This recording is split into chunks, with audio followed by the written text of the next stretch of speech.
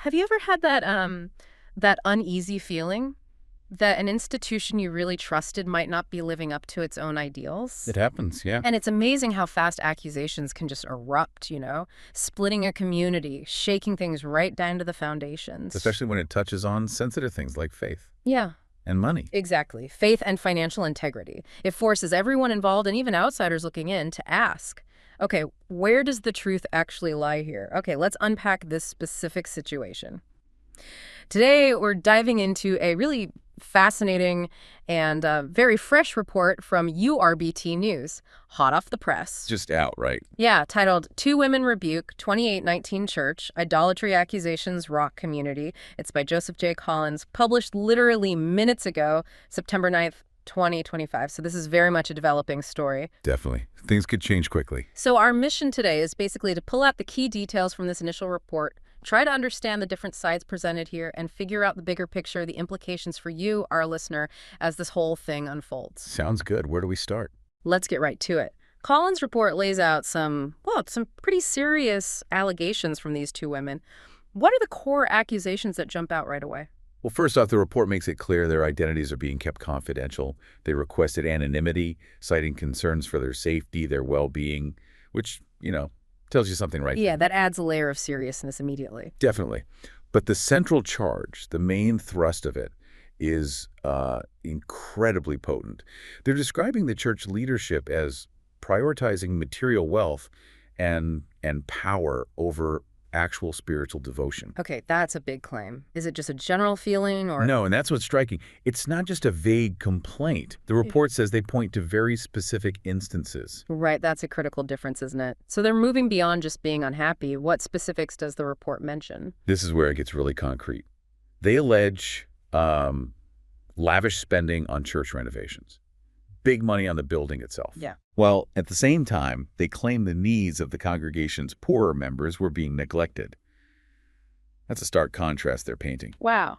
Anything else? Yeah, they also claim church funds were used for non-religious purposes. The report doesn't detail exactly what, but the implication is clear. So putting it all together. It paints a picture of significant financial mismanagement, potentially a serious breach of trust with the congregation and donors. And they use that really strong word, idolatry. Yes. Crucially, the women argue that these actions, this whole pattern, actually constitutes idolatry, a blatant disregard, they say, for core religious principles. That word idolatry, it really takes it beyond just, bad accounting. It frames it as a spiritual failing. Yeah. For our listeners, maybe unpack that term in this context. What do they likely mean? Yeah, it's vital to get the weight of that word here.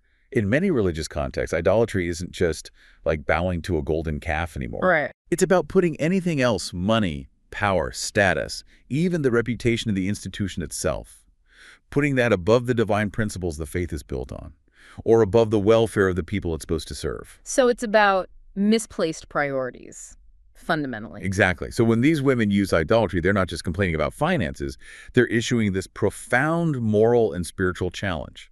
They're saying the church has lost its way, that its very integrity and purpose are compromised. It's a fundamental critique. Okay, so with such a powerful accusation hitting on both money and spiritual principles, how did the 2819 church respond? According to the report, what was their immediate reaction? Well, predictably, perhaps, they pushed back. Hard.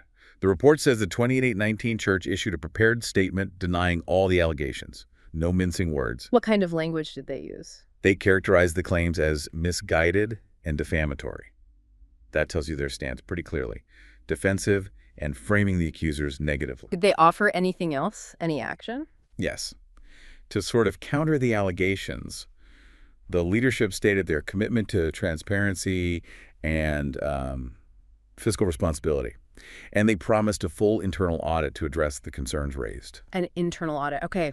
That's often the go-to move, isn't it? The institutional playbook. It is a standard response in these situations. But, when trust has already been questioned so severely, does an internal audit really cut it for the critics?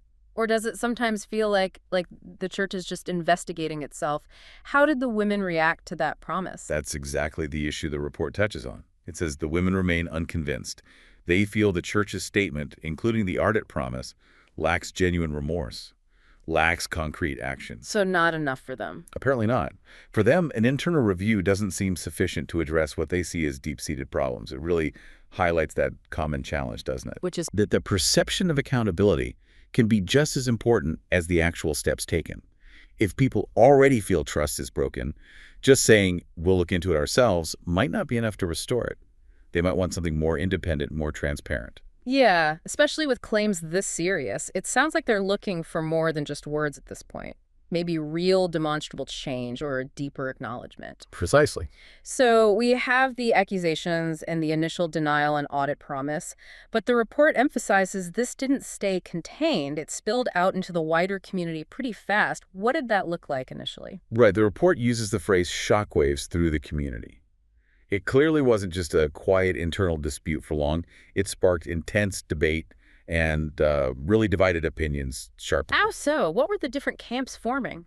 Well, you had some members expressing just unwavering support for the 2819 church, totally loyal. They saw the accusations as basically an attack, an attempt to smear the church's reputation. Maybe blaming disgruntled individuals or outside agendas. Exactly, that kind of defense. Standing by the institution they know and trust.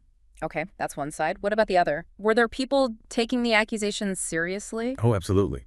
The article points to a significant group within the community expressing real concern, serious concern, and they started demanding a thorough investigation, perhaps implying something more than just the internal audit. So genuine questioning from within. Yes. Many were left questioning, what's really going on with the church's activities? Are these women's claims valid? It shows how quickly that foundation of trust can crack, even within a single faith community. And people interpret things so differently, don't they, based on their existing loyalties or maybe their own quiet concerns? Completely. The same set of facts, or alleged facts, gets filtered through very different lenses. It feels almost like watching a family argument play out in public. When you have these core beliefs tangled up so tightly with money matters, what does this whole episode tell us about how communities handle that kind of crisis of trust? It's not just what happened, but how people react. It's a massive challenge. Because when the spiritual heart of a community is tied to its financial operations, any hint of wrongdoing in one area inevitably shakes the other. It forces people to ask really uncomfortable questions. Questions about leadership, integrity. Yes, and about where their own loyalty should lie. Do they trust the leaders they've known, or do they give weight to these disturbing accusations? The report really shows this isn't just some administrative issue for the church. It's become a very public, very painful examination of their core values and practices. And you can see people having to make that tough choice, believe the institution or believe the accusers. That's got to be difficult. Deeply difficult for many, I imagine. Okay, so looking ahead, the article calls the situation fluid. That tells us it's far from resolved. What does the report suggest are the next immediate steps? What can we expect? Well, the big development is that legal counsel is now involved. That's confirmed in the report. Ah, lawyers. That definitely escalates things. It does. It moves it beyond just internal church dialogue or community debate into a potentially formal legal arena. Further investigations are also expected, suggesting this won't just fade away. Any indication of police involvement at this stage? The report's FAQ section explicitly says no indication of police involvement at this time, but it does note that legal action could potentially be pursued by either side. Meaning The church could, theoretically, sue the women for defamation, given their strong denial. Or the women might pursue some form of legal action against the church based on their allegations. Well, all possibilities are likely on the table now. So lots of uncertainty legally. Right. But regardless of how the legal specifics play out, the report makes it clear that more controversy has already surfaced these really critical questions about accountability and transparency, specifically within religious organizations. And those questions aren't going away. Okay, so let's broaden out. Even if you, our listener, have no connection to the 2819 church specifically, why does this story matter? What are the universal takeaways here from this report? I think what's really significant is the tension. It exposes a tension present in many organizations, not just religious ones.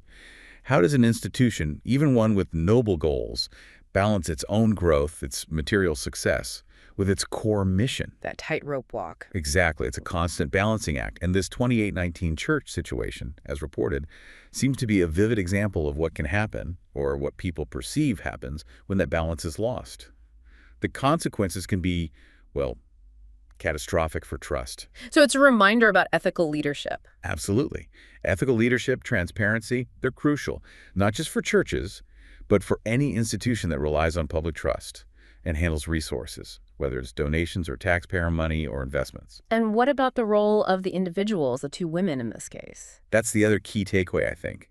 This whole story, as it's unfolding, really underscores the power of individual voices, even anonymous ones. How so? It shows that people can raise questions, even against powerful institutions, and those questions can force a response. It highlights the importance of holding institutions accountable. It's a reminder that questions deserve answers, especially when they touch on fundamental values and trust. So it's not just about this one church, is it? It's a much broader theme. It really is. Yeah. It's about how any institution, large or small, navigates trust and resources when it's under the microscope. Okay, so to recap briefly, we've dug into this unfolding controversy at the 2819 church based on the new URBT news report. We have serious accusations of idolatry, financial mismanagement from two anonymous women. We have the church's strong denial, their promise of an internal audit, and we see a community now deeply divided, grappling with trust. Yeah, and this dive into the report really illuminates that complex mix of faith, money, and community trust. It's a potent reminder, isn't it, that every institution, no matter its size or purpose, operates within this web of public expectation and, frankly, ethical responsibility.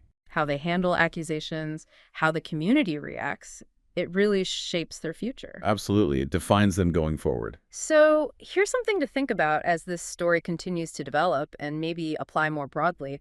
What role do you believe individual voices really play or should play in holding powerful institutions accountable? Especially when things get murky, when those lines between faith, finance, and the community's well-being start to blur. That's a really key question. It is, and it's a question that resonates far beyond the walls of any one church or organization. Definitely something to keep in mind. For the latest updates on this specific story and the full in-depth coverage, you can visit URBTnews.com.